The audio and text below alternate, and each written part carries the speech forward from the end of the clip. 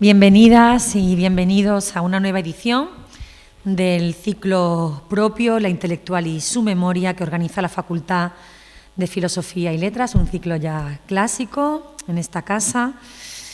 La primera actividad cultural de este curso académico que inauguramos. Mis primeras palabras van dirigidas a nuestra entrevistada de hoy, la estratosférica teórica y analista cultural Mieke Bal, a quien quiero agradecer que haya aceptado tan generosamente nuestra invitación a participar en esta charla de la mano del genio hacedor de todo esto, que es el compañero Domingo Sánchez Mesa, catedrático de Teoría de la Literatura, otro investigador planetario, pero sobre todo un colega al que tengo un especial cariño y admiración, Domingo.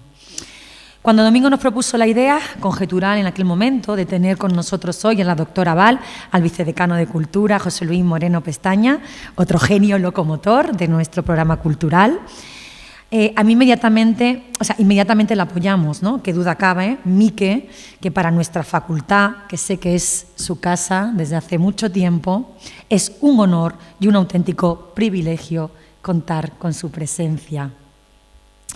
Así que estar en esta mesa hoy con Mieke, con Domingo, con la directora del Departamento de Lingüística General y Teoría de la Literatura, los tres grandes críticos de la cultura actual, para mí es un regalo, ¿no? Uno de esos momentos que sé que voy a recordar y voy a evocar en el tiempo muchas veces mucho. No me voy a extender en esta presentación, simplemente quisiera volver a llamar la atención acerca del valor que cobra este ciclo propio de la Facultad de Filosofía y Letras en nuestros días, a tenor del formato que lo define, que es la entrevista, el diálogo, como forma de hacer un recorrido por el trabajo de toda una vida intelectual.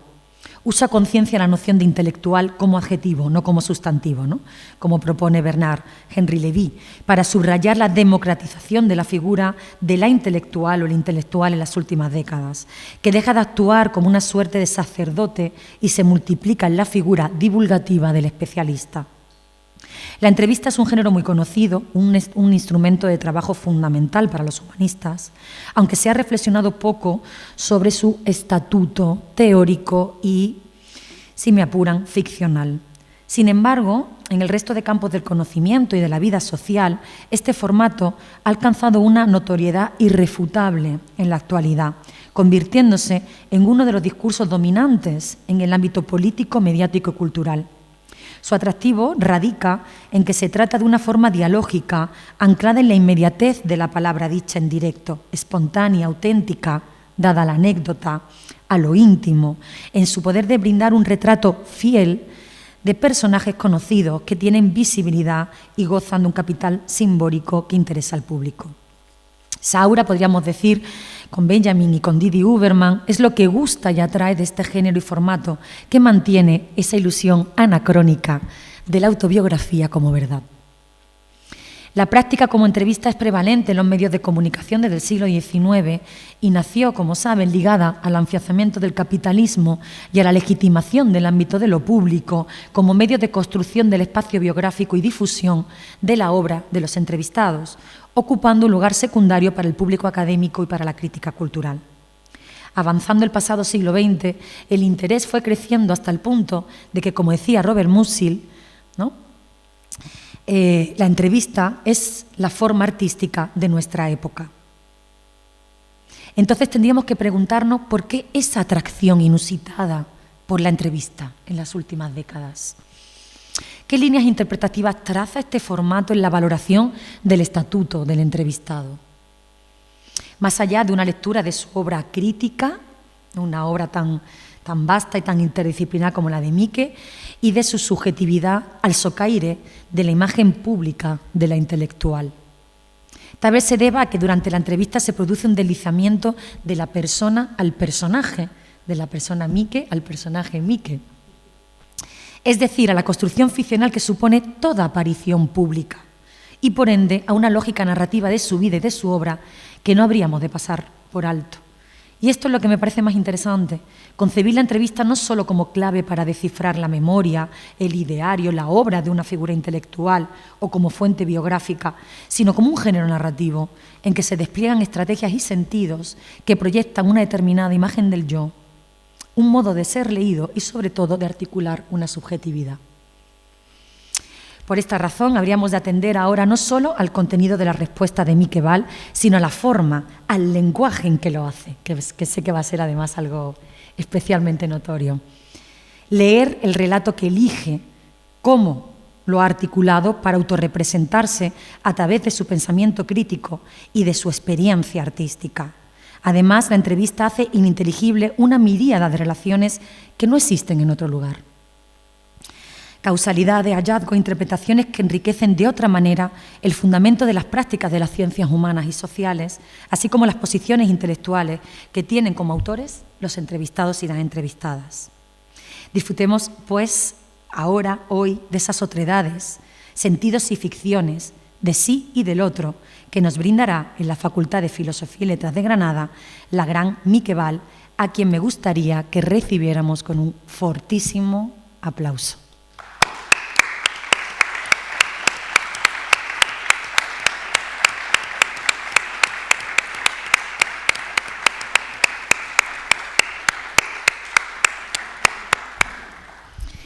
A continuación le voy a ceder la palabra a María José Sánchez Monte, directora del Departamento de Lingüística General y Teoría de la Literatura. Muchas gracias, querida decana. Después de esto, ¿qué se puede decir? En realidad, mi papel en esta mesa y aquí es puramente institucional y representativo, un pelín. Y mi misión es agradecer, a pesar de que en los últimos tiempos, pues creo que conozco bastante bien la escritura de Mieke Bal, que en un cierto sentido reescribo con ella porque me he convertido en la última traductora de su libro Narratología y estoy en proceso de traducir narratología en práctica. Pero no es el lugar que me corresponde hoy aquí, sino, como digo, simplemente tengo un lugar institucional y de agradecimiento. Y agradecimiento, en primer lugar, a la Facultad por haber organizado este acto, contar con el departamento, contar con la sugerencia del profesor Sánchez Mesa para que pudiéramos tener aquí a una persona que, como bien ha dicho la decana, siente esta universidad y en particular nuestro departamento como su casa. Ya hace unos años, cuando pudo venir por primera vez, pues se ha convertido en un clásico que al menos una vez, al inicio del curso, ella viene y nos acompaña de una manera o de otra y está siempre dispuesta a venir, siempre dispuesta a encontrarse con nuestros estudiantes, ya digo, de una forma o de otra. Y en ese sentido, pues quiero agradecer la oportunidad que nuevamente en este caso nos brinda de poder contar con su presencia a la facultad, a la decana y al vicedecano, a ella por estar aquí y al profesor Sánchez Mesa por haberlo organizado todo. Y nada más. Muchas gracias.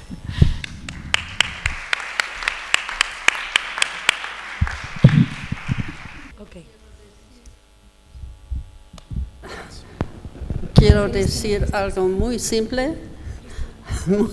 Muchas gracias a la universidad, a la comunidad, a las personas que están aquí, de recogerme en su grupo, especialmente Domingo Sánchez Mesa, que ha empezado a recogerme. I'm going to speak English later. A María José Sánchez por traducir mis libros de narratología y a Mario de la Torre Espinosa, que participa todo el tiempo con su interés a hacer documentales sobre la migración, Nieves Rosendo por hacer todo esta tarde. Es un grupo activo que siempre lleva preguntas inteligentes y relevantes en la cultura de hoy. Y para mí Es todo lo que cuenta. Thank you very much. And, of course, and the dean, la decana, Ana. Siento. And so I'm very grateful to be here and to see you and many faces that I have seen before. I cannot enumerate them all, but I know that many of you we have already met, and I hope we'll meet again and we'll stay as a group doing this very important work. Thank you.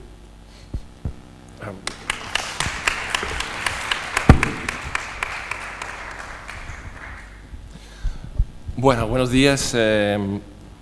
Gracias, decana, y gracias, vicedecano José Luis Moreno, por acoger nuestra propuesta desde el grupo de investigación y el proyecto Ficciones Transmediales, el área de Teoría Literaria y Literatura Comparada, de abrir con esta entrega de la Intelectual y su Memoria con Mieke Bal.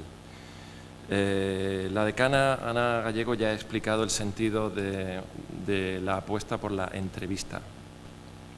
Esta no es una lección inaugural al uso, ni tampoco es un repaso biográfico, bibliográfico de la protagonista al uso.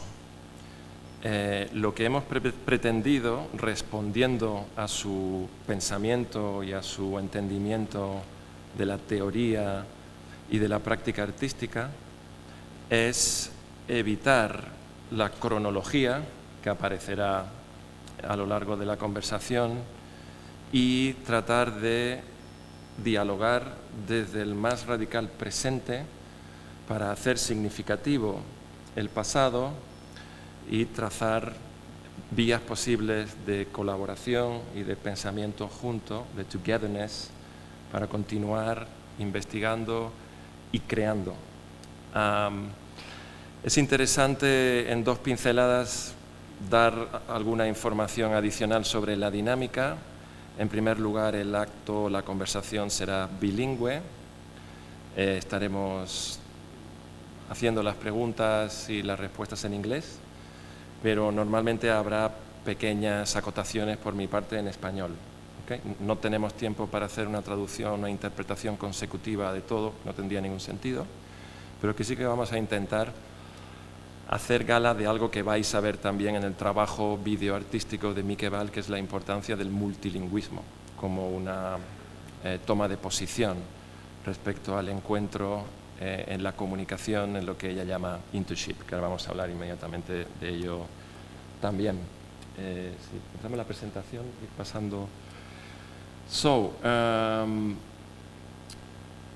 one of the things that I wanted to stress at the beginning, and you will see at the end, is what I consider a motto of the recent work of Mieke Bal and probably of her thinking as a whole, which is what she says about herself or about the endeavor and the project of her last book, which is our guide for the conversation today, Image Thinking, published in 2022.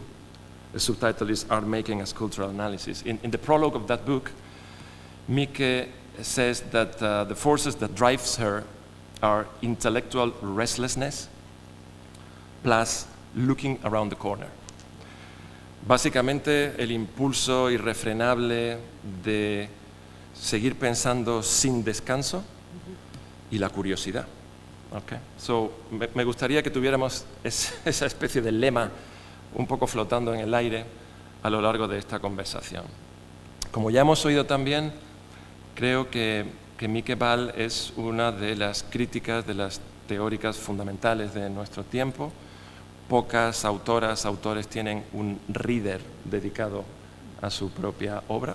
Ustedes pueden encontrar en la bibliografía Mieke Bal's Reader, y no son muchos los pensadores o los filósofos o los teóricos que tienen su propio reader, pero al mismo tiempo ha sido una maestra y es una investigadora y una maestra sin descanso en el Centro de Investigación de Análisis Cultural de Ámsterdam, en Esta, que es uno de sus grandes proyectos, la fundación y la dirección del Amsterdam School for Cultural Analysis, Esta, Ella, y en otras universidades, ha dirigido más de 80 tesis doctorales, ¿no? Creo que son 81, si no recuerdo mal, ¿no? Y a esa faceta de académica, profesora, investigadora, con 48 libros, o 46, 47 libros, 8, ahora 48. No sé si podemos mostrar la web de Mieke en un momento. Esos 48 libros, cientos de artículos, capítulos de libros, a eso se suma en los últimos 20 años, aproximadamente ya en el siglo XXI, su faceta como artista, como directora.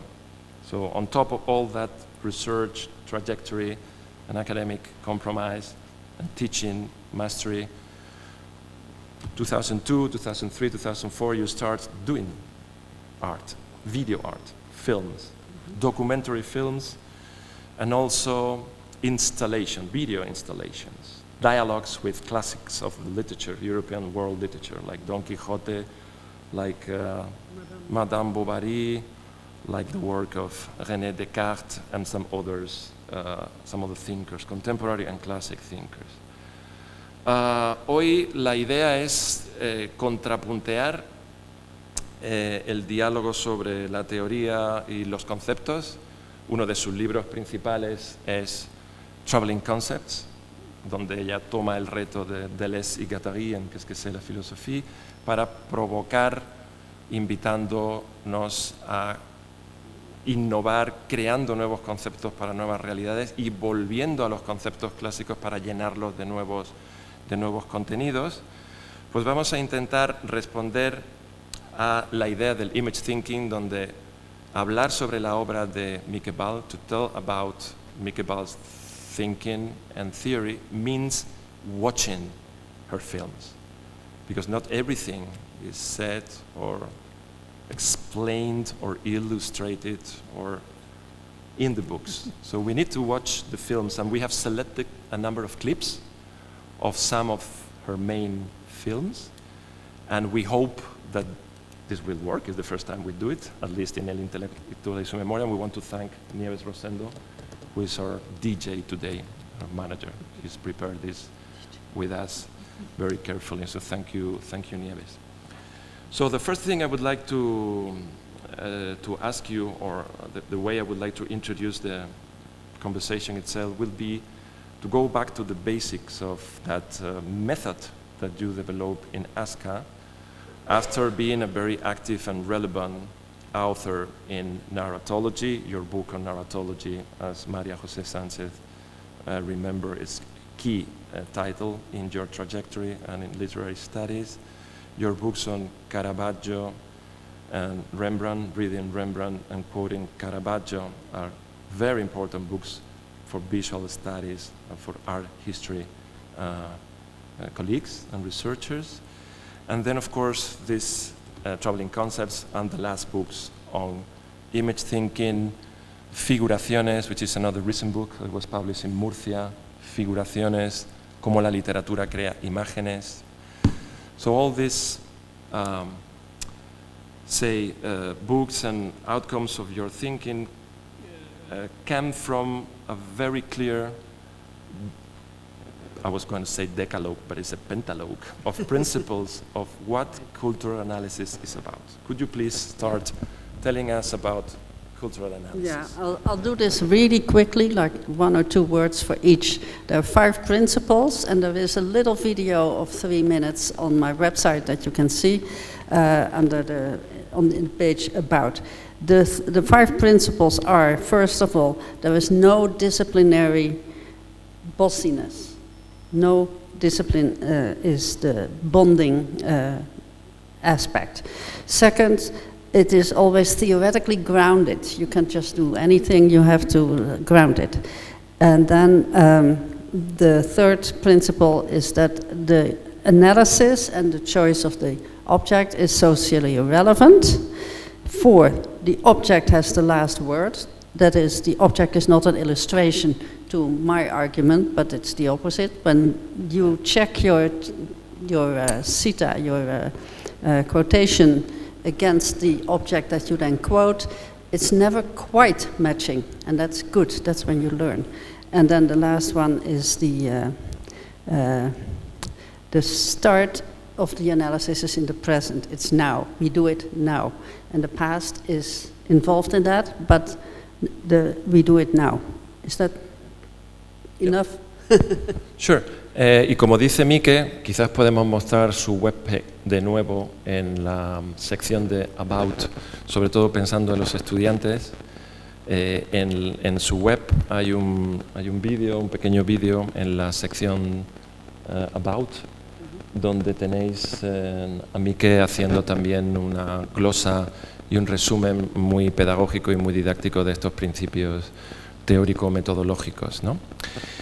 Volvemos a la presentación y vamos a comenzar con la primera cuestión sobre la que queremos brevemente reflexionar con Mieke.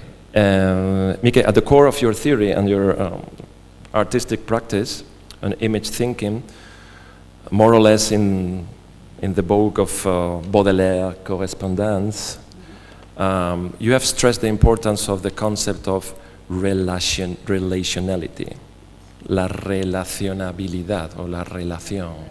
Okay? If we select a quote of this recent book that we published in our project, Transmedialización and Crowdsourcing, Mieke Bal was so generous to write the opening chapter for the book.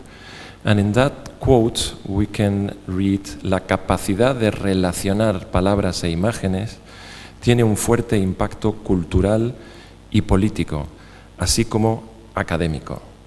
We continuously experiment the connections between watching a movie, reading a book, attending to a theater play, visiting an exhibition, listening to a voice, to a music place. These premises are hopefully synthesizing your personal mobility from literary studies to comparative literature, narratology, art history, visual studies, and finally video art. You have also stressed the importance of the term and the concept of internship. What do you mean by that in the environment of that first question that brings together humanities, interdisciplinarity, and intermediality? Well, I could just make gesture, inter. Inter means connection, relationality.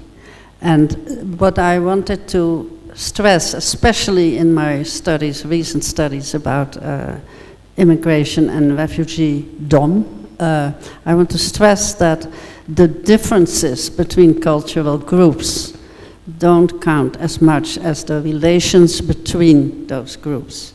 And that intership, and I use this word, it's an invented word that doesn't exist, but it does sound a little bit like internship in English. An internship is a stage, is practice, learning through practice. And I think that is a very close cousin to the idea of internship. But for me, the internship is really, the importance is that among people, groups of people, religions, but also, approaches, disciplines, texts, periods, there is a connection, a relationality, and that relationship is what I call internship. And for me, that is the key to doing work that goes beyond the boundaries of everything that's fixed, that's fixated. A friend of mine has come up with the term classifixation, and I like that very much. I think that's a really good way of saying, these categories don't matter as classes. It's the connection between them that counts. And so the fixation is always wrong, because it's sort of burying the ideas in a sort of fixed state, definitions. This is that, and that is not helpful. What is helpful is relating, intership. Okay? Thank you. So we move into question 2, into the second topic we would like to talk with Mieke. We've briefly talked about cultural analysis. Now we need to get into what do you mean by thinking image or image thinking. You have, well, written that this is the crossroads of reading, between reading, thinking, and imagining. And if you agree, we're going to start with the first clip, and then we talk, because we need to put images before any kind of explanation. So please rerun the first video. Nieves. Because I want to see it with you. El problema de esta sala era que no tenemos pantallas delante o al lado y ella quiere estar formando parte de la audiencia. Este clip pertenece a su instalación y a su película Don Quijote, Tristes Figuras, de 2019.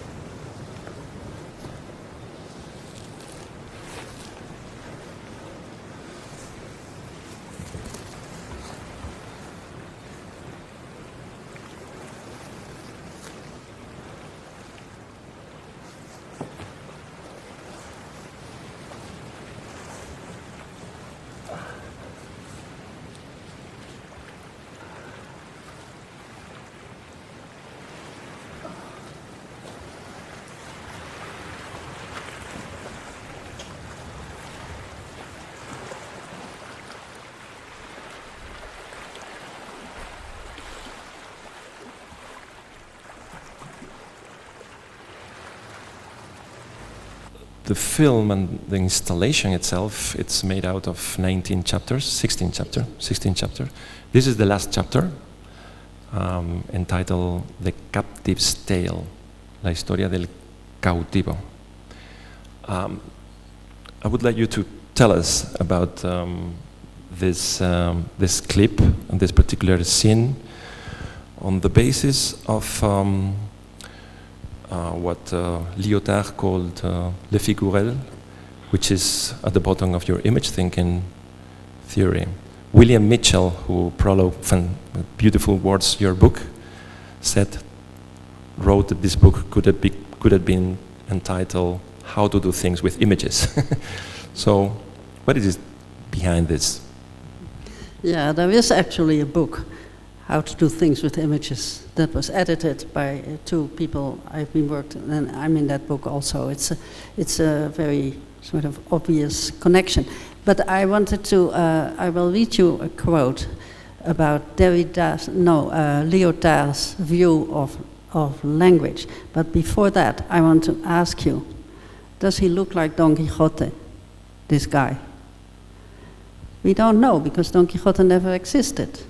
But when this man was 12 years old, he told his family he wanted to be an actor, and then his uncle said, "Oh, then you have to play Don Quixote." Somehow there is something that makes him very close to. And when we were in Murcia to film, people on the street, and he was in jeans and a leather jacket, people said, "Oh, Don Quixote, Don Quixote." So there is something, and I don't know that it is his face or his way of behaving, what he says, what he does, that makes that the obvious connection. But I'm going to read you a quote from a paraphrases of Lyotard. Lyotard wrote in 1971, about language as being closer to the Freudian unconscious than to the Saussurean structuralism. And that has been paraphrased by David Roderick, a very good philosopher and film studies guy. And this is the quote: "Force," it's about force. "Force is inherent in language and is nothing other than the energy that folds and wrinkles the text, right? And makes of it an aesthetic work, a difference, that is, a form. And if it expresses, it is because movement resides within it, as a force that overturns the tables of significations with a seism that makes sense."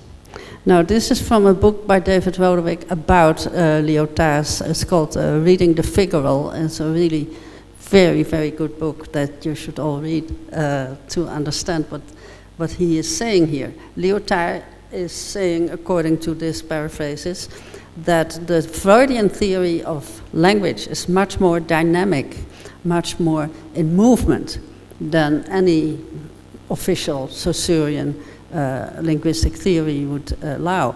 And I think that is important, and that is also what made me start to do moving images, because the images that move are sort of fitting into this view of Lyotard from 1971, that language is much more dynamic, diversified, and mobile than we always assume. So I think that is important, and that got me to the idea of image thinking. What do you do with an image as a form of thinking? How can an image help us think? An image, I'm not going to define the image. What is an image? Doesn't matter. You have images, and how can they help you think? And that connection between thinking and seeing is what matters in this book and in the analysis and in the clips that you're going to see. Okay. Sí, luego volveremos sobre la historia del cautivo y cuál es tu interpretación de Don Quijote a partir de la idea del trauma también, ¿no? But this will come later. I just wanted to stress that what Mieke said about how Lyotard and her own enlargement of the concept of language, far beyond the verbal component of languages themselves, drives us naturally and easily into intermediality, because that movement, that energy that language embeds, help us to take as natural as it is that doubleness and dialogic relation between images and words, and this is where our field enters, right? Ok, hay un segundo clip que queremos compartir con vosotros que pertenece a una de las últimas películas de Mieke Bal, It's About Time. It's About Time, it's a dialogue. I would call it adaptation, but she doesn't like the term, so this is another discussion that we won't have here. This film is un diálogo con la interesantísima novela de Christa Wolf, Cassandra, donde Wolf revisita el mito de Troya o el mito de la tragedia o la guerra de Troya a través del foco del personaje de la sacerdotisa condenada a no ser creída. Hay un momento en la película en que Cassandra, que reflexiona restlessnessly, es llamada por su padre Príamo y tiene una conversación con Príamo y su madre Hécuba sobre algo que le atormenta. Vamos a oírlo y luego comentamos brevemente. Esta película fue grabada en Polonia. ¿Okay? Good.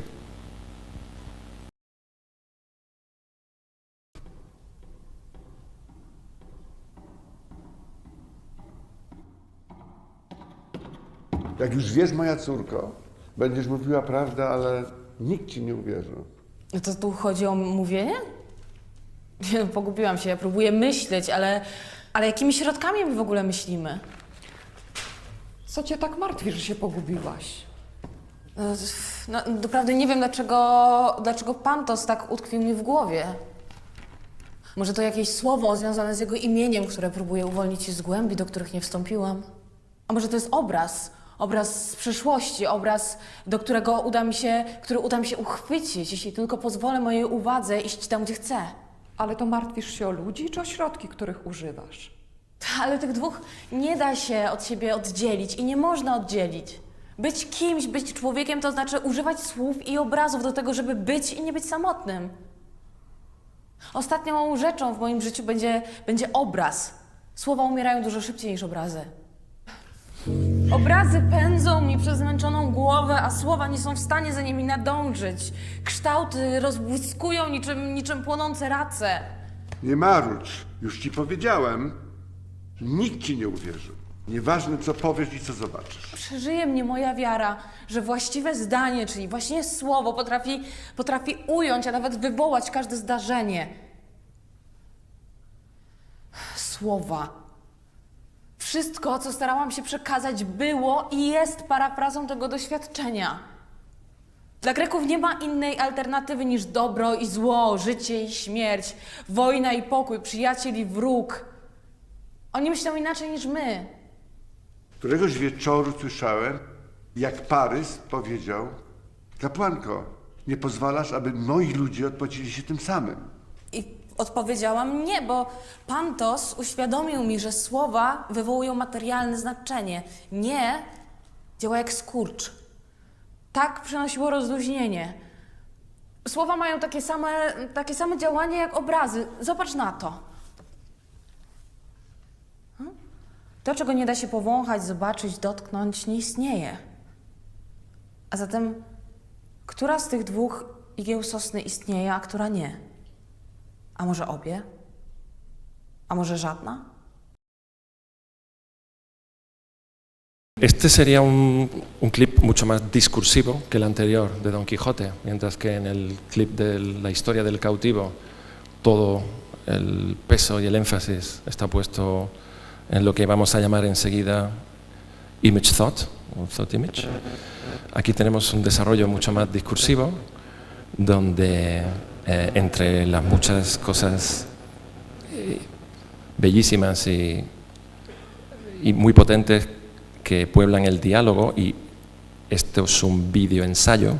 We could also devote some time to talk about why these films are also essays, right? For you, well, vemos como la madre, como Hécuba le pregunta, ¿no?, a Cassandra, pero ¿te preocupan las personas o los medios con los que te relacionas, ¿no? Y Príamo también le pregunta, o sea, es una cuestión más de mirar, no de palabras. Y Cassandra responde, cuando vivimos, esos dos ni se pueden ni deben ser distinguidos. If we live, words and images can't and shouldn't be detached. And then she shows us the pine leaf, and the screen breaks any kind of verisimilitude, realist verisimilitude, photographic verisimilitude. And it gave us some sort of Macritian, Foucaultian echo of las palabras y las cosas, ¿no? También. I don't know if you want to elaborate a little bit on the scene and the movie. Yeah, just a little bit. The whole film was made as a commission by the Łódź Film School in Poland, and the director of the program, who had received the grant for this experiment, invited me, and I said, "What? an essay film. It was about the essay film. And I said, I've never thought about that. He said, but Mieke, all your films are essay films. Shit, I had never thought about it. So I have to do that now. And this film was an attempt to do that, to make a film that would be an essay. And I think it is working in that way because of the beautiful novel by Christa Wolf, where Cassandra is both a character in a love relationship with Aeneas and also a theorist. She's also talking about this issue and this intermediality or between words and images. It's amazing that she does that. It was sort of improvised. And this actress was a student, and she just came up with this idea. And I think that is so brilliant. She understood what it's about and what matters. And that's the intermediality that we are involved in.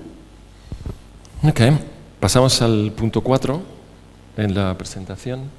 Punto 3, perdón, estoy corriendo más de la cuenta. Y en el the concept of thought image. Question 3, thought image, then Milker. Okay? We go, yeah.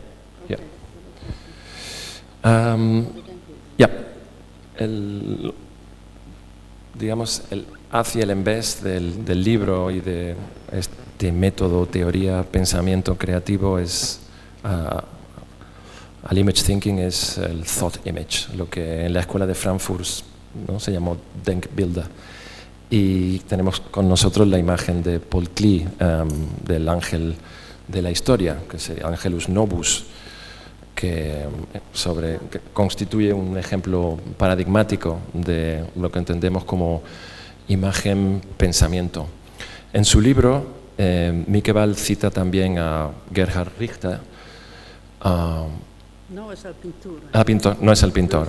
No es el pintor. Y Richter says the following: the miniatures of Denkbild can be understood as conceptual engagements with the aesthetics and as aesthetic engagements with the conceptual, hovering between philosophical critique and aesthetic production. I would like you to reflect very briefly also on how you work on the idea of thought images, trying to link it to theoretical fiction, because this is an important idea. We talk about your films as essays, but you have described themselves dialoguing with Freud as theoretical fictions, which allows you to do political art. Yeah. Well, thank you. Yeah, that's a really important point. I do believe that Benjamin was right when he discussed this image. And when you look at this image, you see that the feet of the angel are in the opposite direction.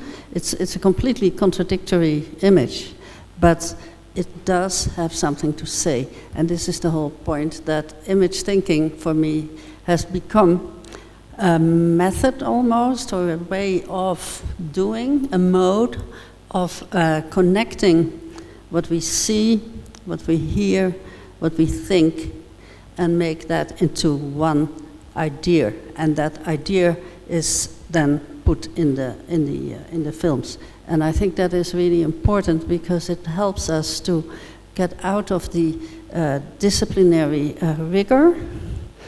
I'm not against disciplines. I think there's a lot of knowledge that we have inherited from the disciplinary past and that we need to take seriously, and I do.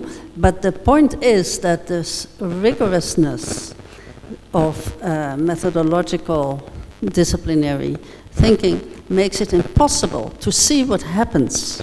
And this is what image thinking is, what happens. You see something and then what happens.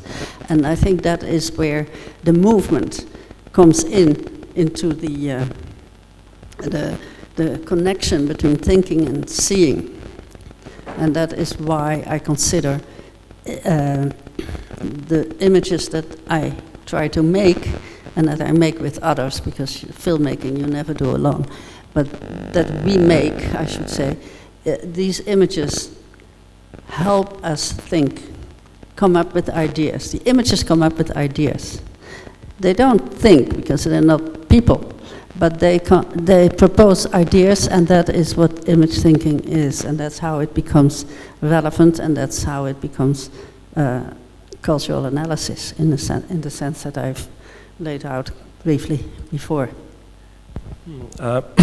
I realize we haven't talked about this before, but as I was listening to you, I was remembering also what Jean-Luc Godard says about cinematic forms. That cinematic forms and some particular resources when doing film is also the production of formas que piensan, ¿no? Godard quotation.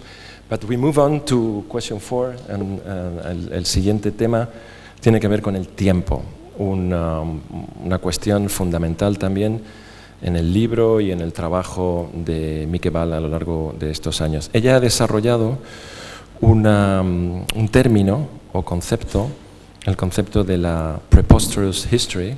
El término preposterous no es fácil de traducir al español porque en sentido literal sería ilógico, absurdo, pero en realidad también su raíz latina nos permite hacer el juego de palabras de hablar de lo preposterior, ¿no? Es decir, de la historia preposterior, que parece un juego de palabras, pero me gustaría que nos aclararas en qué consiste esta resistencia a la cronología y esta instalación en la anacronía para hacer eficaz políticamente la intervención artística y teórica a través de las imágenes pensamiento. What is preposterous history? Para mí es un término muy importante. Preposterous is both the pre and the post are in mutual intership, connection. The before and the after, the past is with us, but only because we in the present receive it, want to be involved with this. So that is one sense of preposterous, but of course the other is, and that's why I use it with an ironic wink, like ridiculous. Preposterous is ridiculous. And I like to have that also on the carpet. I want I don't want to eliminate that. And the one thing that with chronology, that the major problem that I've always had with chronology is the idea, well, it's a double idea. One is that you can reconstruct the past. You cannot. We weren't there. It's completely different from whatever we can do. And the other one, and that's more important, is it implies an idea of progress. The past, and then we go better and better to the present. Look at the world now. I don't think we can say it's in progress. It's not so clear that the war in Ukraine and in Gaza are signs of progress. So this idea of progress that's involved in chronology, I want to sort of put in suspension. I don't want to accept that. And I want to look at each case where we invoke the past in relation to the present, as in the Don Quixote project, for example, but also in Cassandra. Each case where we bring them together, we have to reason and think and look around the corner what it is that we are in fact saying about time. And I think that this idea of progress is the worst lie of what we have in mind. And then there is also this other temporal thing, this one-liner, this arrow from past to present.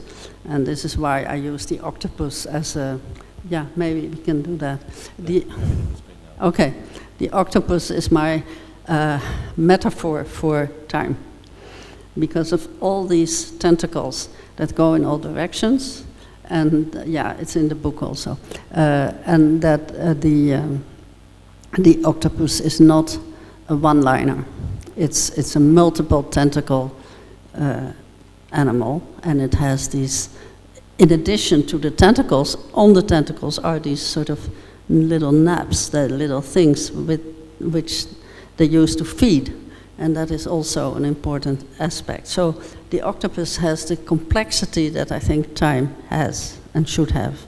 And we should take that into account when we do our thinking. Let's watch a new clip, which comes also from It's About Time, Reflections of Urgency. I think this is scene between Cassandra and Aeneas as Walter Benjamin, or Walter Benjamin as Aeneas. It's really telling us a lot about all the 4 questions that we have covered so now, and I think it's one of the, say, little representations of most of the problems that you're dealing with. So let's play it.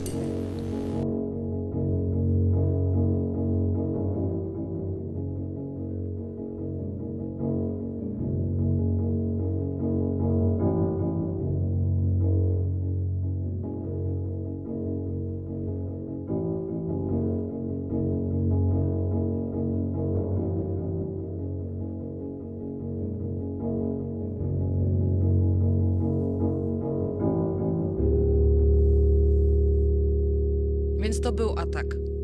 I na krótką chwilę moje życie podzieliło się na czas sprzed ataku i po nim. Ta chronologia wkrótce straciła ważność, jak niemal wszystkie następne.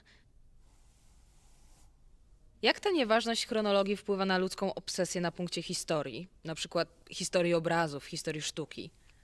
Pre i post, przed i po mogą wejść ze sobą w dialog, jak ja i ty.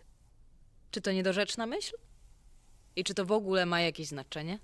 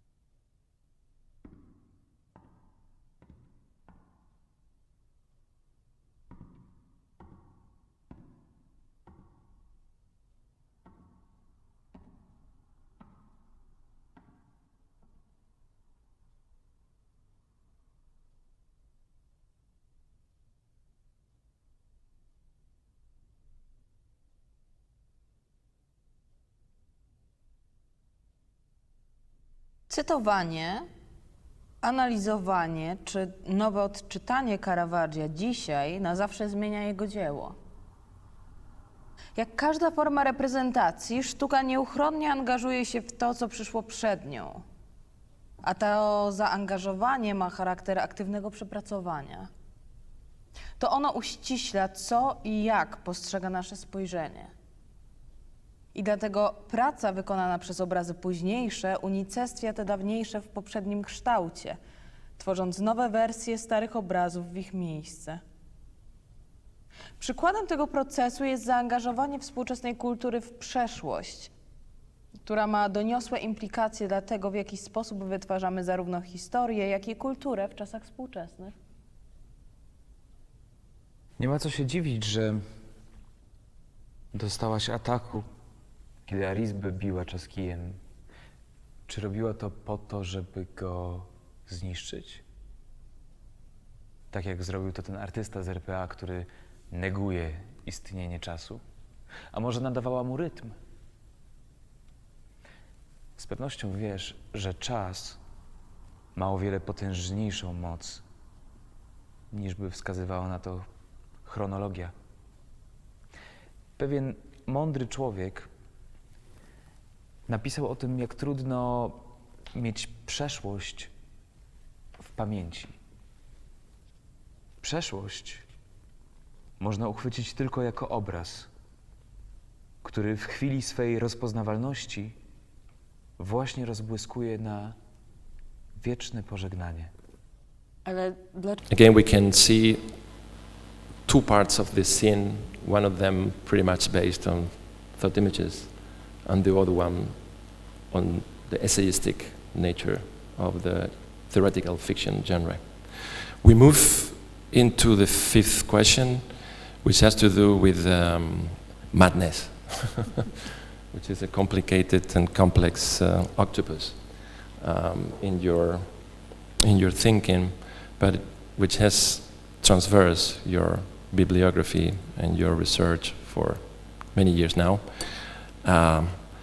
You have been trying to show, together with François Dawan and William Gamaker in your films, how important it is to answer and reply to Freud when he's established in his method that trauma couldn't be told, couldn't be seen, couldn't be represented. And you try to show with your films that showing could be the key for the kind of empathetic experience that you look for.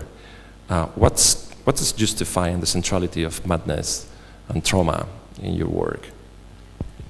Well, the whole the central place of trauma, it was our first theoretical fiction, that film that we made, and it was based on a book by François Davan, a French psychoanalyst, who wrote about stories and images and people, and basically to argue that Freud is wrong when he says that trauma cannot be analyzed psychoanalytically.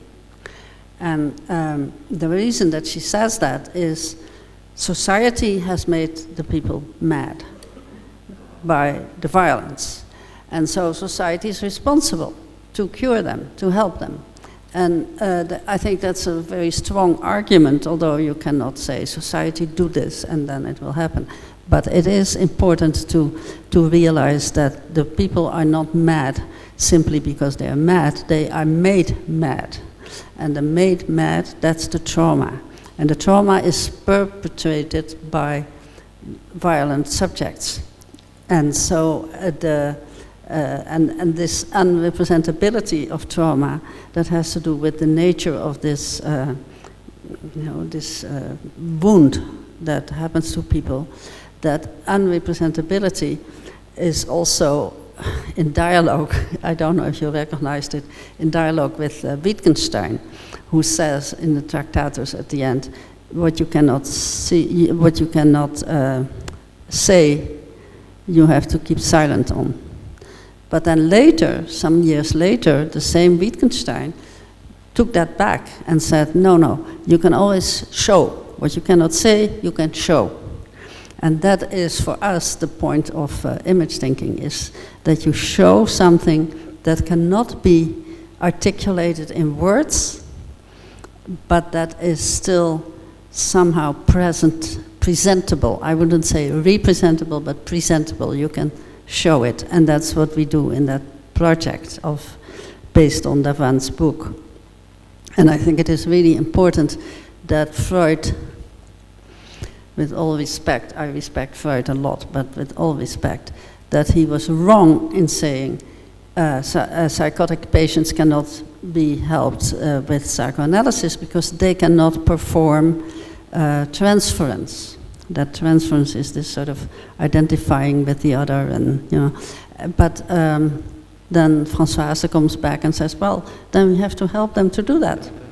And that's what she does in her practice, with success, actually.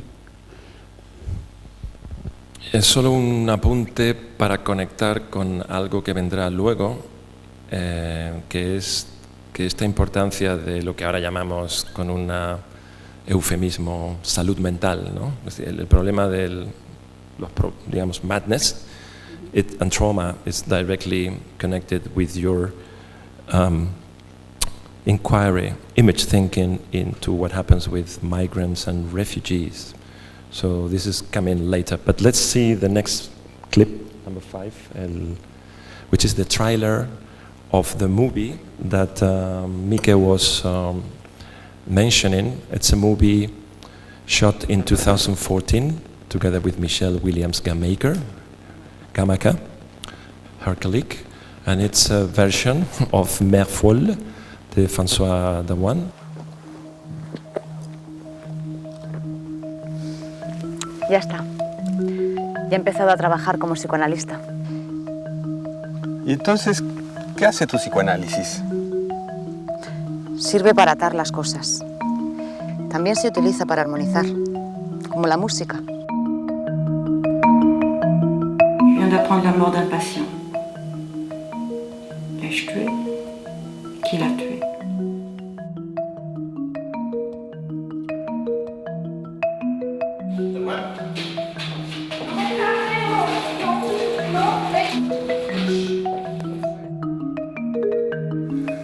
Vous dites vraiment n'importe quoi. Attendez! C'est moi qui suis responsable, puisque vous me l'avez dit.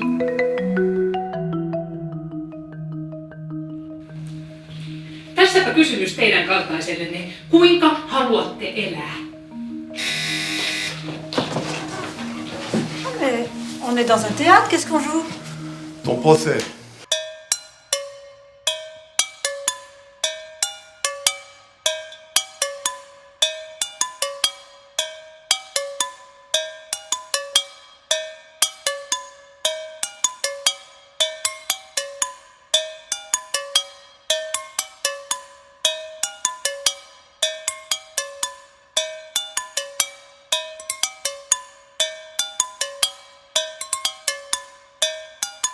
It's important to know that Dawan herself, it's the main character, she's playing herself.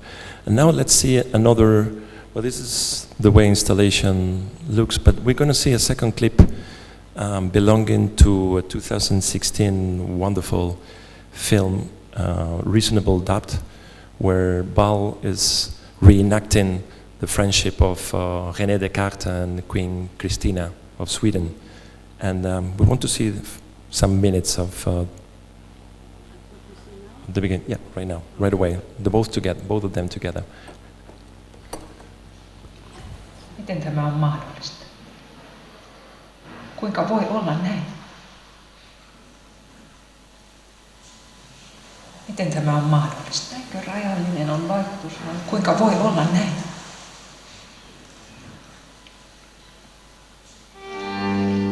Eikö rajallinen on vaikutusvaltainen omaan elämään?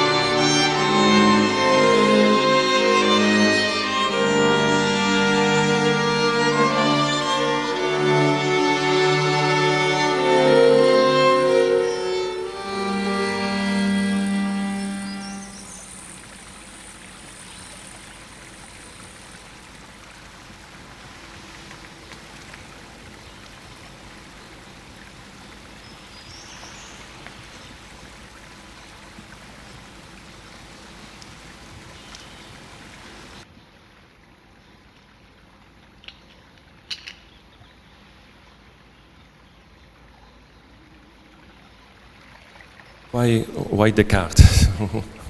Why this movie? Yeah, well, we didn't see him much in this clip, but Descartes, I hope we get to see him. Descartes is the master, the starter, the initiator of Western rationality. And still he is the subject of a lot of contempt because we are post-Cartesian. We have had that. We don't want that anymore. And we have never really understood and appropriated his major ideas. And also, what we have not understood is how he wasn't such a master of rationality. He was also quite mad. He was psychotic. He went to analysis in my fiction. That's my theoretical fiction about him. He went into analysis, and then he gets really upset when the analyst makes an allusion to his potential homosexuality, and then he runs away. And so there are all these mad moments in the film that I think, I mean, of course there's a fictional narration in there. It's a trans narration, but it is also based on documentation, on his own writings, and on the writings about him from contemporaries. And so I think we have completely misconstrued the image of Descartes by turning him into this rigid disciplinary, this would be a rigid disciplinarity, disciplinary rationalist, and then despise him for that. Now, I don't see that the world today is so rational, and I think it could use a little more rationality, but it is not, he is not this rigid rationalist. He is a very volatile and, in a sense, quite mad character also, because he gets very hysterical, for example, when he gives an essay, his first essay that he wrote on music. He gives to a friend, and he says, "Only for your eyes." But then the friend was so taken by it that he told about this to others. And so when Descartes found out, he became totally hysterical. And that hysteria demonstrates that he had feelings, that he was a person like we all are, with feelings and emotions and anger, and that he was not this sort of top rationalist that could only be rigidly rational. So I think that is an important issue about Descartes. That's why I wanted to do him. Okay, we move on to the next cue, the next question. It has to do with space, with intermediality again, with theatricality. We just saw at the long history of madness how you staged Dawan when she's arrested because of the death of his patient. So theatricality and space are means to make your work intermedial, and I wanted to talk a little bit about the importance of installation in that concept of image thinking. So while you tell us about that, we're going to run one clip belonging to the exhibition of Don Quixote, Don Quijote Tristes Figuras, en la Universidad de Leeds. We're going to play it mute, sin sonido, si es posible, si podemos mutearlo, para que Mieke nos cuente qué buscas en este tipo de espacio exhibitivo que vamos a ver durante el vídeo. Yeah. See, I have to continue in English, I cannot say it otherwise, but the thing is, this exhibition of Don Quixote had to be chaotic. Why? Because the novel is totally chaotic. You know the novel. It's not a linear story. It's completely going in all directions. So the exhibitions have to be also chaotic. And you see that happen in Leeds. Here you see the audience. You see the screens in basically chaotic. It's never in a row. When I show the Don Quixote, it's never a row of screens. It's always like in all directions. And that chaotic nature of the installation is important to understand what is at stake in this cultural heritage not representing, but making in today's world, which is totally chaotic, today's world, a version of a novel that dates back to 5 centuries, in which the main character is driven mad by the trauma of being captured and being made a slave for 5.5 years. And that is an unbelievable traumatic experience where he doesn't know if he will ever get out. And there's time again. You never know if he will never know if he ever gets out. And then when his parents had accumulated enough money for one of their 2 sons, because his brother was also captured, they sent it to Miguel, to the older, who gave it to Rodrigo, his brother, and said, "You go first." And so this was the most amazing instance of generosity that I've ever seen, that he would be so craving to get out, but he knew that his younger brother was more craving than he, because he was younger, and he gave the money to his brother. And so that was basically one of the occasions that I wanted to make this installation. The chaotic aspect, the non-temporal one, and the different ways of looking at the events. And now let's play one of the Don Quixote's chapters, narrative stuttering, which is also a way to understand the function of theatricality, and also help us, to tell about the importance that trauma has in your reading of the novel. Yeah, it's coming. Prêtez-moi attention, mesdames et messieurs, et vous entendrez un récit véridique, que ne se rapprochaient sans doute toutes les histoires mensongères qu'avec un artifice étudié on met d'ordinaire tout son soin à composer. Asseyez-vous en profond silence et je parlerai d'une voix agréable et posée.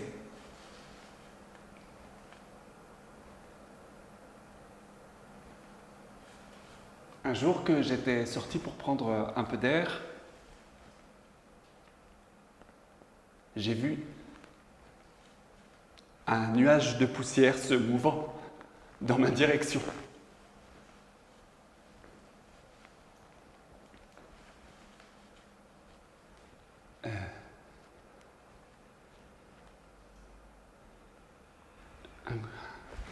Un collégial me répondent que les lois ne pourraient se maintenir sans les armes parce que, avec les armes,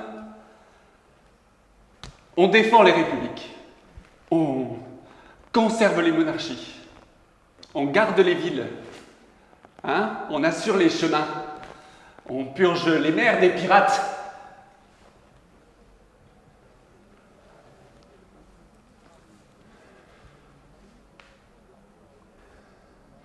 Et si ce danger semble peu de choses, voyons s'il est égalé ou surpassé par celui que provoquent 2 galères qui s'abordent par leurs proues et qui, prises entre elles et enchevêtrées, ne laissent dans l'immensité de la mer aux soldats que l'espace.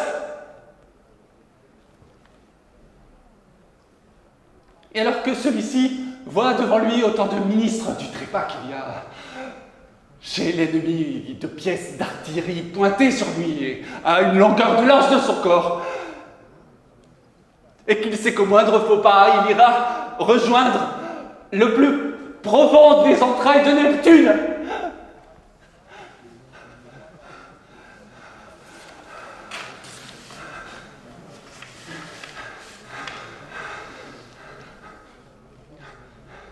Mais dites-moi, messieurs, vous, si vous y avez pris garde, ne sont-ils pas beaucoup moins nombreux ceux qui ont survécu à la guerre et qui ont été récompensés que ceux qui sont morts? Hein, sans doute vous allez dire que ça n'est pas comparable, qu'on ne peut pas compter les morts et qu'on compte sur les doigts d'une seule main les survivants récompensés.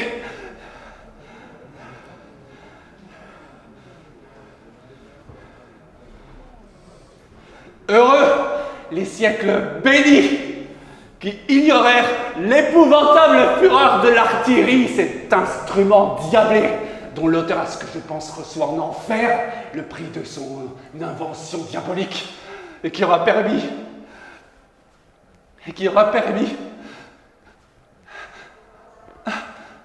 grâce à elle. Et qui aura permis, grâce à elle, qu'un bras infâme et lâche ne puisse ôter la vie à un vaillant chevalier. Ne puisse ôter la vie à un vaillant chevalier. Hein? Et que sans savoir comment. Et que sans savoir comment, ni par où, au plus profond de l'ardeur et de la fièvre qui anime et enflamme les cœurs vaillants, un boulet égaré, lâché peut-être par un fuyard épouvanté par la flamme, hein, l'éclat de la flamme au moment du départ de l'engin maudit de brise et de détruise en un instant.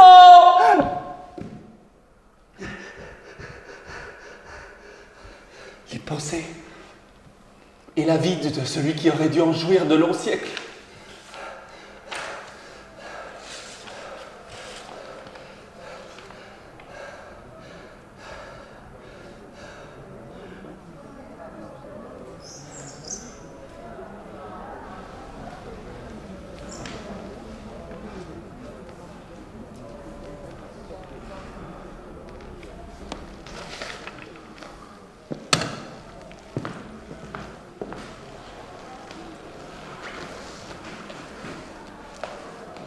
I cannot say so much because you saw it all and you heard it all. And these are little quotes from the novel. He cannot tell the story that he wants to tell because he wants to make an argument against war. But he fails, he collapses because he's seen it all, he's been a witness. And that makes him totally powerless, narratively speaking. And that is when Sancho comes to hold him as showing empathy, that she understands, he understands. I mean, it's a woman actress, but it's Sancho. That Sancho understands how impossible it is for him to tell the story, and thereby to make the argument that he wants to make. And that is, I think, the whole point of this scene. Okay, in war times, this sort of moments are very strong. We move on to question 7. We are just in the final part of the interview. And let's talk briefly about what you call cultural citizenship in order to tell about migratory culture. We have a quotation that is in the next slide, I think. I think it's a very relevant concept by Mieke Bal when given the situation in which we live now, here in Spain but all over Europe. I would like to read it. Oh yeah, it's a little bit cut, sorry about that. Prefiero hablar de cultura migratoria antes que de migrantes. Este término no se refiere a la cultura de los migrantes, sino a la cultura que todos compartimos, en la cual la migración o el movimiento es pertenece tanto a la cultura de la que somos parte. Sorry, I have it here. Okay, it's chopped in the slide, sorry. El movimiento de la gente es un fenómeno normal. Así me refiero tanto a la cultura de la que somos parte y al hecho de que la presencia de los migrantes en dicha cultura es normal, así como intercultural en sí misma, ya que los migrantes vienen de diferentes lugares culturales. Este foco impulsa y alerta sobre las oportunidades de la relacionalidad con la que empezamos el diálogo en el espacio público. Esta perspectiva incentiva encuentros cercanos. Okay? Let's see the next clip, which belongs to Refugee Dome. It's your last movie. We presented it last year here, and this is shot with Lena Lena Verhoef, and you will tell us about her. But let's see the clip and then you tell us.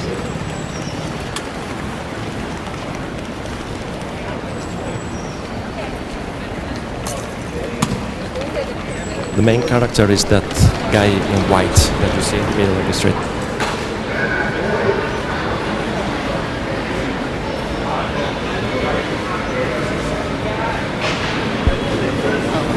The whole point of this film is to keep looking for the refugee instead of ignoring him. And you see him in all sorts of shapes and situations. There he is again. In the reflection, because the abstraction and the reflection go together.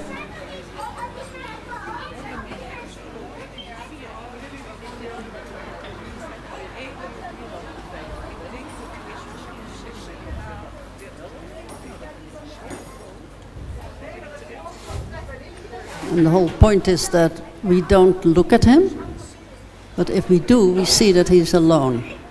And that around him, there's a crowd. There are lots of people. There are cars and bicycles, but nobody looks at him.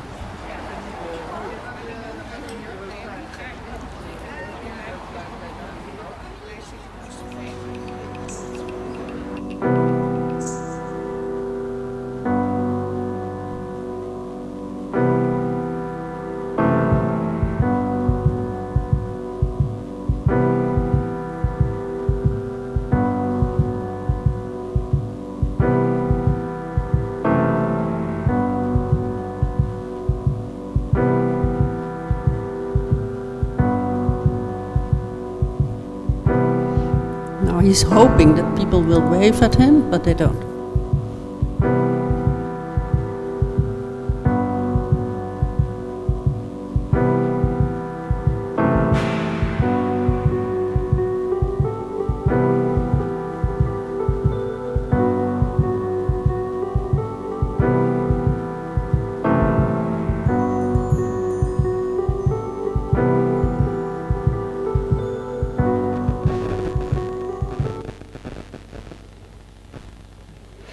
Okay, this was just to get a sense of how difficult the situation is for refugees to be in a crowded urban situation with people around him, but nobody pays attention to him.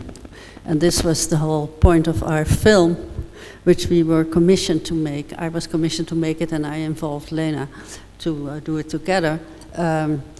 The idea was to do something with the traumatized past of refugees. And when I heard someone on the street say, "They don't even look at me," this was someone clearly of foreign origin who said that to himself, murmuring, "They don't even look at me." Then I knew what kind of film we wanted to make. And this is what we did. But then I needed an actor. I didn't have an actor. So I had an appointment at a museum, and the guy who was scanning the tickets came to me and said, "Are you waiting for Mrs. So-and-so?" I said, "Yes." "Oh, she's 5 minutes late." And I looked at him and I said, "Oh, please sit down, 5 minutes." And I told him, I asked him, "Have you ever been in front of a camera?" "No." "Would you be interested?" Because he worked in a museum. "Would you be interested in doing that?" "Yeah, of course, wonderful." "But then there is a problem. You have such a nice, cheerful face. And you are supposed to incarnate a refugee on the road who is not happy." "Oh, I'll try tonight, and I'll make a little video so that you can see if I manage." And he did, and it was wonderful. And so he did a really great job. And Lane, you want me to tell about Lena? Yes, a little bit, and also about how the abstraction becomes a very important decision, aesthetical decision during the movie. The what? Images get more abstract. Abstract, yes. Okay, so we decided to not have dialogue in this film because nobody talks to him. And so it had to be sort of abstract. So you see him in reflections, in shop windows, and little situations where you think, where is he?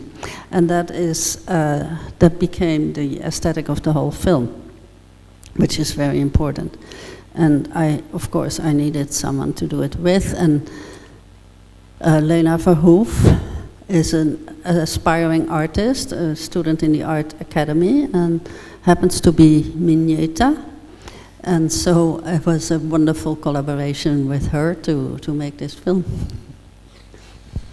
Okay, Lena Verhoef is also the author of the picture, the photography that we use for that beautiful poster to announce the event today.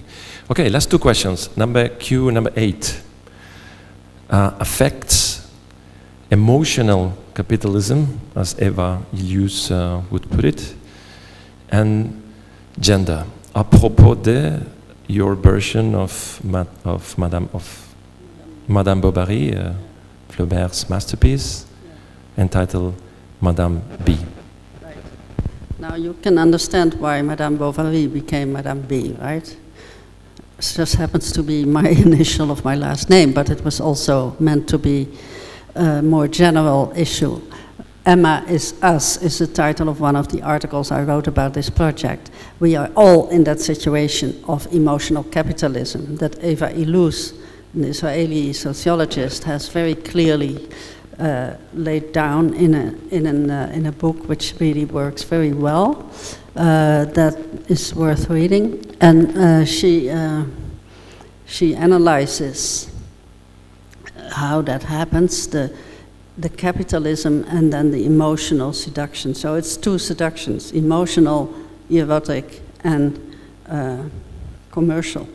So Emma is Flaubert's Emma is constantly being seduced by men and by capitalists who want her to buy things, and she does, and then she goes bankrupt at the end because she buys too much, and that is the sort of the demise of the person who is a victim of emotional capitalism. And I think it's really important to realize that double seduction, the erotic and the capitalist one, that goes together too well, and that it ruins a lot of people and a lot of families. So I wanted to make that very clear in the film, because it is clear enough in the novel. It's very clear in the novel. But then in the novel there is this one female character, and she's very central and important, and I think actually Flaubert, who was sort of misogynistic guy, he was very nasty about women, but he wrote a fiercely feminist novel. How could he do that? He did that, and I think this is an important point here to relate to what we are discussing. He did that because he saw it in his environment, in the contemporary society where he was, where he lived. He saw it happen, and contemporaneity became his thing. So he wanted to write a novel about now. And so when we, this is why we don't call it an adaptation, because when we made a film based on or responding to that novel, we also wanted to put it now. All the films on Madame Bovary are sort of historical costume dramas with beautiful dresses and very historical. And that betrays completely what Flaubert was doing, because he wanted to do the now. What is happening now? What is going wrong now? And this is how he was able, with his intelligence, he was able to predict capitalism decades before Marx, and the concept of hysteria, female hysteria, decades before Freud. He was able to predict these two syndromes that these two great masters later of sociology and psychoanalysis have developed. He saw it. He didn't discuss it. I don't even know if he thought about it in articulated terms. He saw it and he made it. And this is also how he became the precursor of cinema. Vamos a ver un clip de la película. Es un capítulo porque Madame B is also an installation project. So let's see the clip entitled Money Troubles. Oh, right. Money Troubles D, because it has several parts. Okay.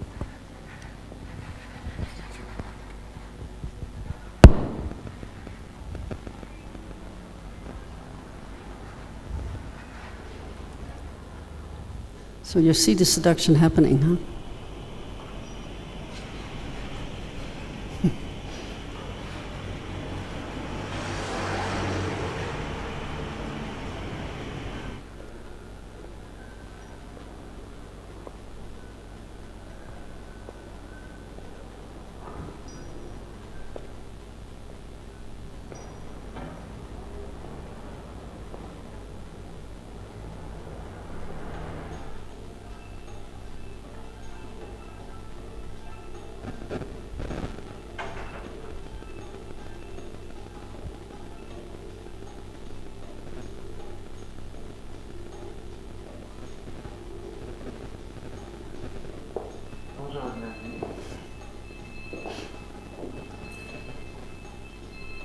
My favorite salesman in Paris. He's so nice.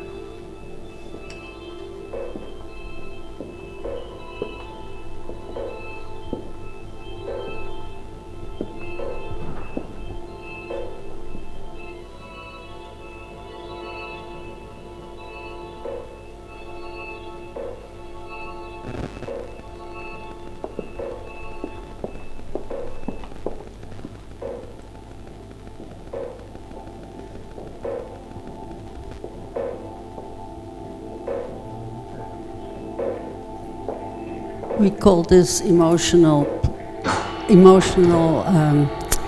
what did I call it? Capitalism, emotional capitalism in practice. He is seducing her.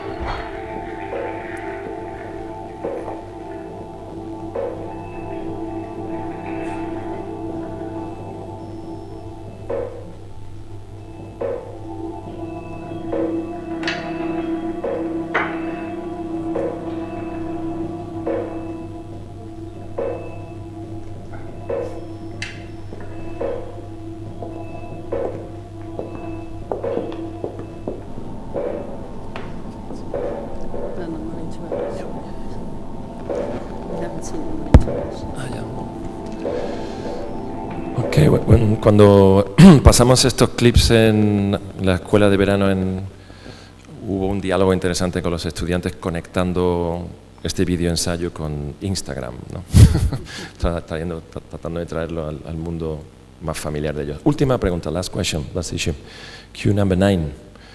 Q number 9 is an ending which is connected with the final chapter of image thinking, and it brings us back to memory, to the question about memory. You, I quote, call this as the loud and clear conclusion.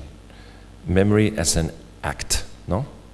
You quote Silberman yourself saying that memory is subjectivity as a constellation of memory images. And there is a strong challenge and bond to humanities, comparative literature, literary theory, literary studies in this last question. So, yeah, we did a collective book in, I think, 1990 or something, in the US about memory, and we decided to call it Acts of Memory, to emphasize, to foreground the fact that memory is not something that just happens to you, but that you do.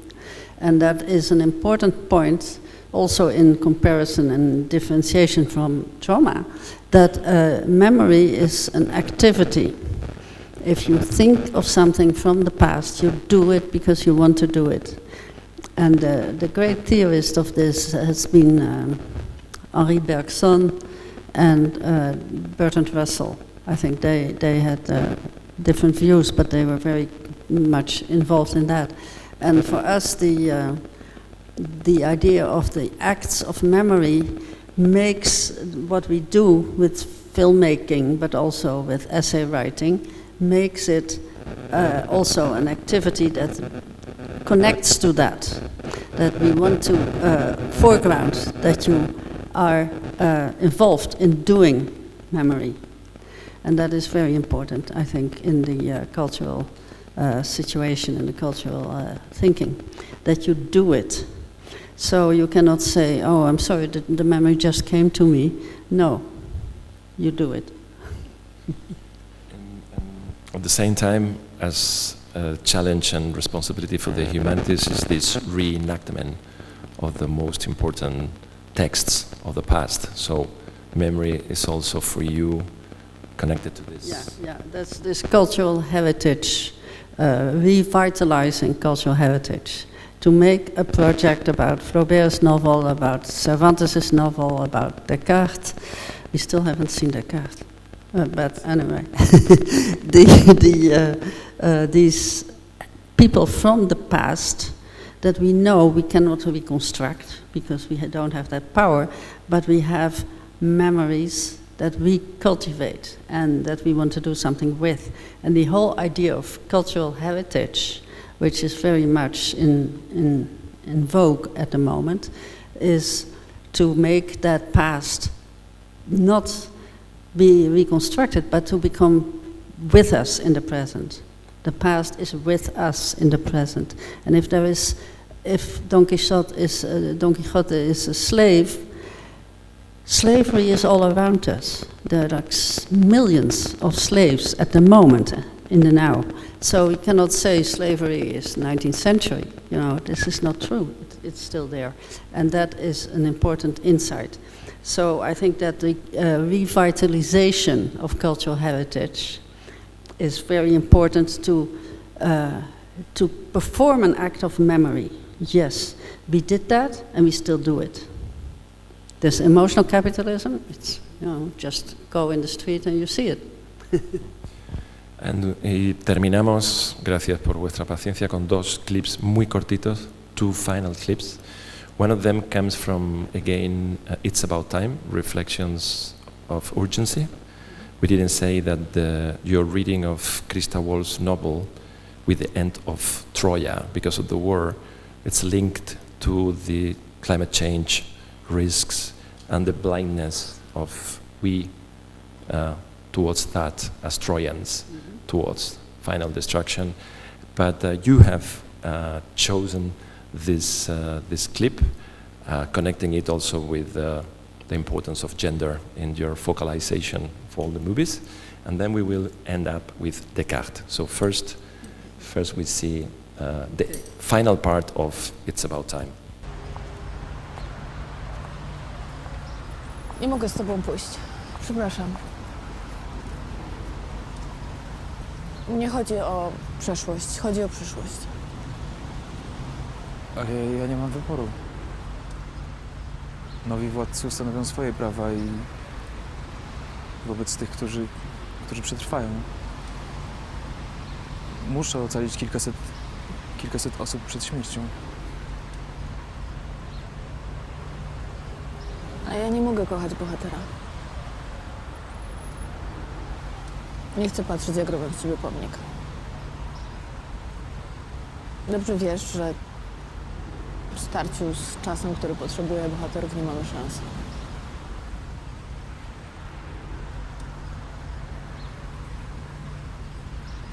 Nasz ból będzie nam o sobie przypominał. Wiesz, pomiędzy zabijaniem a byciem zabijanym jest jeszcze jedna opcja. Życie. I możesz mi wierzyć lub nie, ale ja jestem za życiem.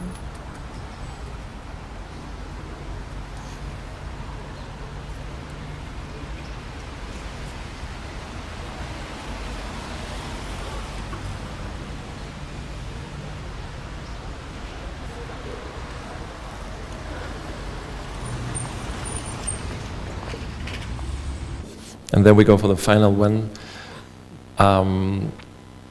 El último clip para mí es el corazón del legado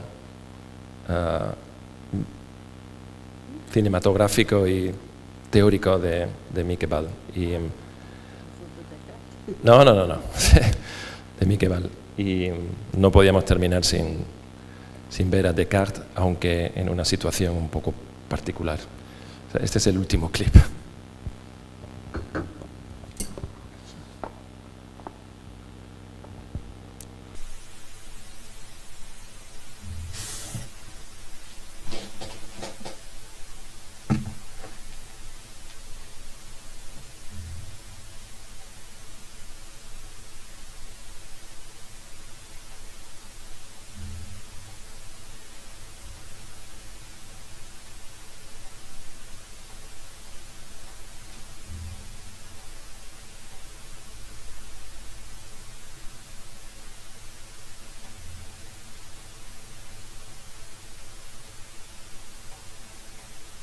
Olenko unesta?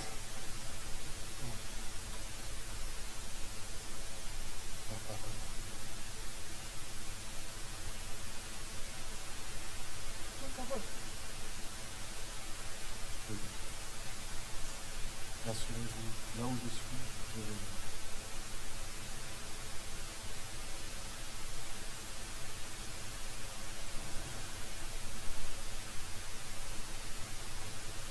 Kaipaan keskustelua.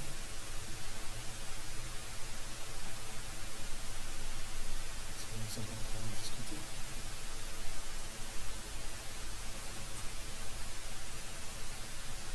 Meillä kaikki tuntuu niin monimutkaisesti. Varsinkin ilman teidän apua. Il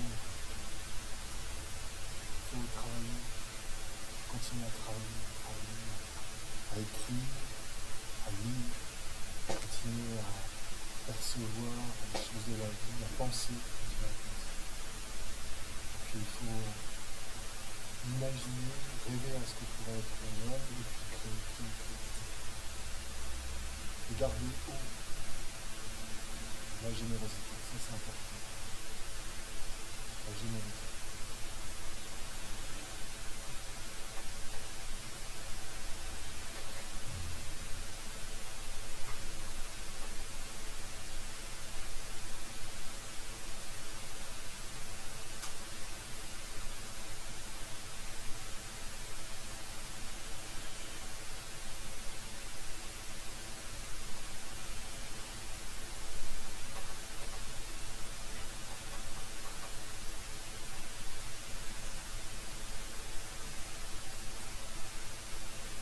Querida Mieke, we finished with a couple of images and quoting again intellectual restlessness, looking around the corner, which was the motto selected for our...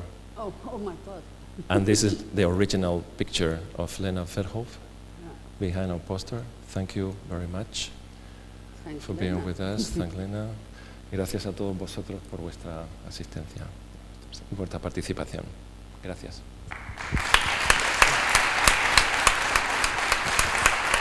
¿Una pregunta?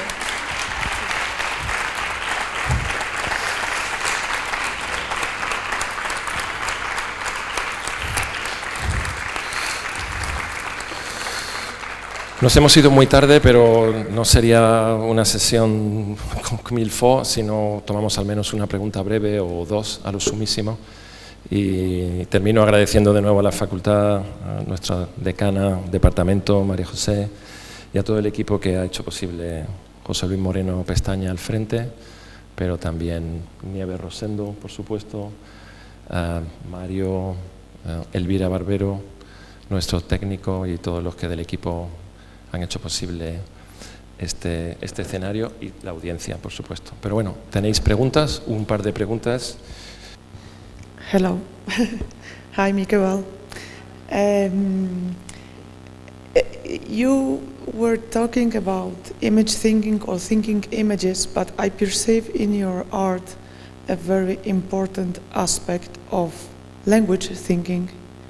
the importance of the language you choose for each production, the importance of silence.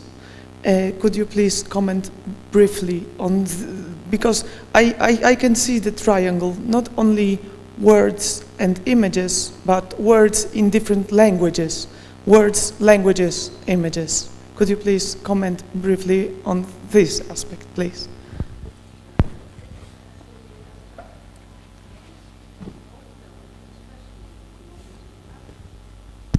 Is it working? No. Yeah. The long history of madness, there are 12 different languages spoken by the characters. That includes children who speak Dutch to a person who is French, and of course they don't understand each other, but they do. And this is the whole point about this image thinking, is that you can understand even without knowing the language and without knowing the words. You can understand because of the mime and the way people respond and the gestures, facial expressions. And that is, I'm not saying that that could replace language, but it is something we should keep in mind when we are disparaging about, language being not serious enough. Of course, language is serious, but it's not the only thing that people use to communicate. And this was the point that we tried to make with that multilingualism. And the nice thing, I don't know if you saw that, but in Madame B, the male actor who plays the three men is French, and the female lead, Emma, is Finnish. And they talk to each other, but in Finnish, the emphasis, the accent is on the first syllable, and in French, on the last. So you get an incredible music when you hear the two talk together. It's like a harmony, it's a music. And that is only possible because the two languages do it together. And that is also the case with Descartes and Christina. It's also the same actors, the Frenchman and the Finnish woman. And you hear it really in when they talk, even if you don't understand a word. Even if you don't read the subtitles, you still hear that there is this musical alternation of accents that is part of the language, and I think that is an important aspect of that. I don't think I have answered your question properly. Okay, that's all for now. Le pasamos la palabra a la decana, no sin recordar que Mieke Bal es una miembro muy activa del proyecto de investigación que desarrollamos desde el área de Teoría de la Literatura y Comparada y Estudio de la Comunicación en la Facultad de Comunicación, el proyecto FICTrans, y que os amenazamos con que en el final del proyecto uno de los resultados de nuestro trabajo será una exposición. Afortunadamente, hopefully, que sea una instalación, ya veremos. Estamos trabajando en ello. Bueno, gracias a todos. Several installations. Yeah. Muchísimas gracias. Sin duda, no hay mejor forma de inaugurar este curso académico 2024-2025. Gracias, Mieke Bal.